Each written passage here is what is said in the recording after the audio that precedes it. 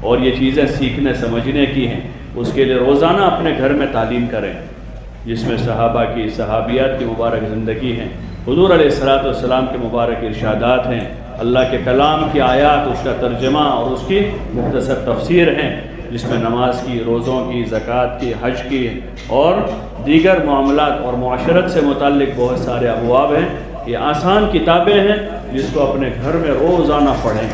اپنے بچوں کو لے کر بیٹھیں، اس طرح پڑھیں کہ ہم سمجھ رہے ہوں، بچوں کو اس طرح سنائیں کہ وہ بھی کچھ سمجھ رہے ہوں، چاہے 10 منٹ پڑھیں، چاہے 10 منٹ ہی پڑھ لیں، لیکن اس طرح کہ ہم کچھ سمجھیں، سمجھاویں بچوں کو، اور دھیرے دھیرے ان کو ان مبارک زندگی کے عادی بناویں، بچپن سے ہی ان کو مکتب میں، مدرسے میں بھیجیں تاکہ قرآن شریف اچھی طرح پڑھیں۔ اللہ توفیق دے، قرآن شریف یاد کراویں، اور اس طرح یاد کراویں کہ بچے حفظ کے ساتھ ساتھ اچھے عمل والے بنیں۔ یہ نہ ہو کہ ایک بچہ حافظ ہے، غیر حافظ ہے، اور وہ دونوں بھائی ایک ساتھ ہی جا رہے ہیں، یعنی زندگی کی رفتار یکساں ہی ہے، اور ماں بھی دیکھ رہے، ابا بھی دیکھ رہے ہیں، اس کو ذرا غیرت دلا، بیٹا تم تو حافظ قرآن، کم از کم اتنی تو اس کو غیرت دلاوے۔ ابھی حافظ ہے تو اس کو کیسے کپڑے پہنانے ہیں کہ حافظ قرآن ہے، یہ حافظ قرآن کی شادی ہو رہی ہے اور اس میں بھی اتنا ہی منڈپ بندھا ہے جتنا غیر حافظ میں بندھا تھا، تو کیا فرق باقی رہے گا؟ ایک بچہ عالم ہے اور ایک بچہ غیر عالم ہے، دونوں کی شادی ایک ساتھ ہو رہی ہے، بھائی عالم کی رعایت میں اس کو بھی شادہ کرواتے کہ بھائی تیرے ساتھ شادی دوسرے عالم کی ہے، لوگوں پر اس کا غلط اثر پڑے گا، اس کو سمجھاتے۔ ایک عالم کا کمرہ تیار ہو رہا ہے شادی کا، اور ایک غیر عالم کا تیار ہو رہا ہے، اور ماں باپ کہتے کہ اصل میں دونوں بھائی ہیں اور دونوں کا حق ہے۔ اصل تو یہ تھا کہ دونوں کو سادگی پر لاتے، حضور والے طریقے پر لاتے، سنت والی زندگی سمجھاتے، کم از کم بھائی وہ نہیں مانا تو اس کو تو غیرت دلا دے، بیٹا تم حافظ قرآن ہو، تم عالم دین ہو، تم شلوار قمیص پہننے والے ہو، حضور کی سنت پر عمل کرنے والے ہو، تو تمہاری زندگی میں بھی سنت والی زندگی ہو۔ ہمارے ذمے ہے کہ ہم ذہن سازی کریں، سمجھانا ہمارے ذمے ہے۔ حضرت مولانا یوسف صاحب رحمۃ اللہ علیہ فرماتے تھے کہ ہم سمجھانے میں کمی نہ کریں، سمجھانے میں کمی نہ کریں،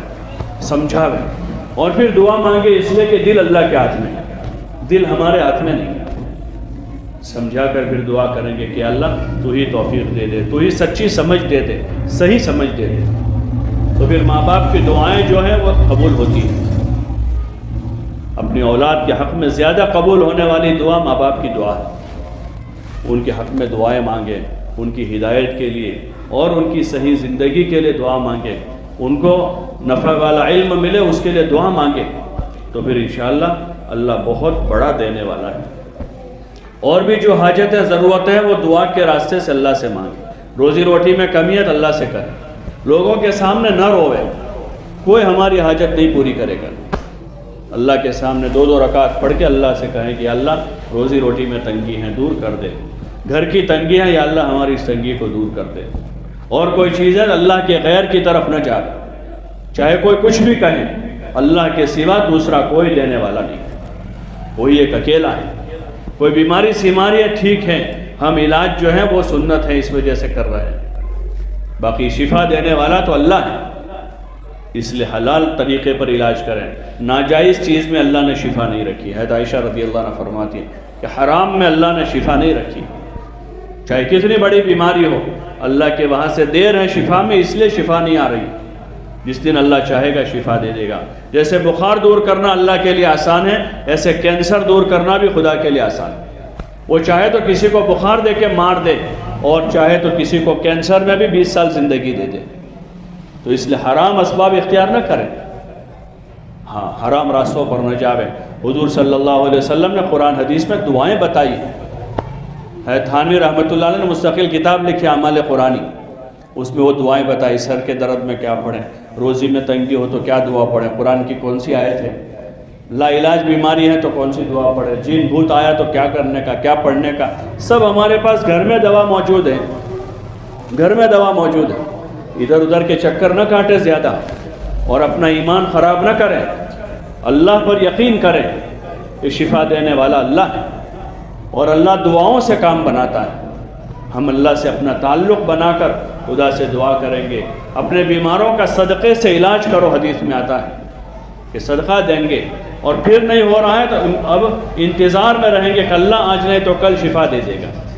غلط راستے اختیار نہیں کریں گے,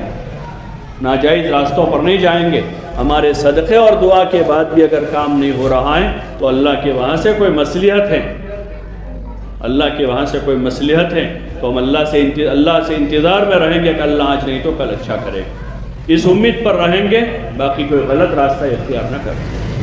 اس لیے اپنی دعاؤں کی مقدار بڑھاویں. نمازوں کے بعد بھی دعا قبول ہوتی ہے, رات میں تہجد میں بھی دعا قبول ہوتی ہے, اور بھی بہت سارے اوقات ہیں جو خاص اوقات ہیں, ورنہ عامتاً دعا کرنے کے لیے تو 24 گھنٹے دروازے کھلے ہوئے ہیں. ہر وقت اللہ سے اپنے گھر والوں کی, اپنے بچوں بچیوں کی, اپنے پڑوسیوں رشتہ داروں کی حاجتوں میں دعائیں کریں, اللہ سے ہدایت مانگے, مغفرت مانگے, اور جو ہماری ضرورت ہے وہ بھی اللہ سے مانگے, اور اپنے گھر کے مردوں کو اللہ کے راستے میں بھیجیں.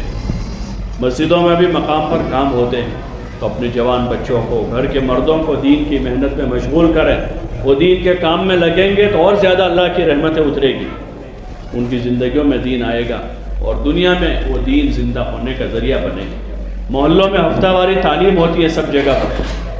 تو وہاں آپ بھی پابندی سے شریک ہوں, تعلیم میں بھی شریک ہوں. حضور علیہ السلام کی زبان مبارک سے نکلی ہوئی مبارک باتیں براہ راست سننے کا موقع ملے گا. عموماً عورتیں بیان ہوتا ہیں تو آ جاتی ہیں, اللہ کا فضل ہے, یہ بھی بڑی بات ہے, کیونکہ بیان ہے آج تو ہو جاتی, لیکن تعلیم ہوتی ہے تو وہاں سستی کرتی ہے. حالانکہ تعلیم میں تو سیدھے حدیث سنائی جاتی ہے, حدیث کے الفاظ سنائے جاتے سیدھے, اور اس کا ترجمہ یعنی حدیث کے الفاظ ہیں جو حضور صلی اللہ علیہ وسلم کی زبان مبارک سے نکلے, وہی کلمات ہیں, وہی کلمات ہیں. پھر اس کا مفہوم, اس کی تشریح, ترجمہ وغیرہ ہوتا ہے, تو وہ اور زیادہ مؤثر ہیں ہمارے حق میں سننے کے لیے کہ جو حضور کی بات, کلام پاک کی بات ہے. تو تعلیم میں بھی پابندی سے شریک ہوں, تعلیم میں بھی شرکت کریں, پابندی کریں, اور اس کو بھی دھیان سے سنیں اور اپنے گھر میں پڑھیں, اس نیت سے کہ ہمارے نبی صلی اللہ علیہ وسلم کی زبان مبارک سے نکلی مبارک اور نورانی باتیں وہ مؤثر ہیں, دلوں پر اثر کرتی ہیں. اس لیے تعلیم میں خود بھی پابندی کریں, دوسری بہنوں کو بھی پابندی کی دعوت دیں کہ وہ بھی پابندی سے محلے کی تعلیم میں بھی شریک ہوں اور اپنے گھر کی تعلیم میں بھی پابندی کریں.